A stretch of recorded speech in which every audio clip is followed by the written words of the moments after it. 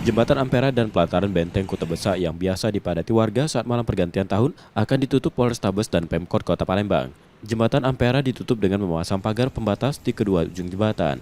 Jembatan Ampera ditutup dengan memasang pagar pembatas di kedua ujung jembatan. Penutupan akan dilakukan mulai pukul 22.00 pada 31 Desember 2023 dan dibuka kembali pukul 1.00 dini hari 1 Januari 2024. Masyarakat yang akan menyeberang dari Ulu dan Ilir Palembang akan dialihkan melalui Jembatan Musi 6 dan Jembatan Musi 4. Sementara itu kantong parkir sudah disiapkan polisi di sepanjang Jalan Jenderal Sudirman di Ilir dan di Jakabaring Sport City untuk seberang Ulu, karena warga hanya diizinkan berjalan kaki menuju Jembatan Ampera.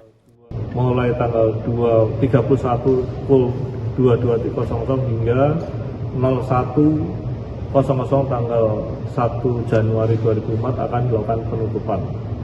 Aktivitas di BKP maupun di Kambang Iwak akan dihentikan semuanya pada pukul 22.00 dan akan dilakukan pemadaman lampu penerangan PJU hingga aktivitas membubarkan diri.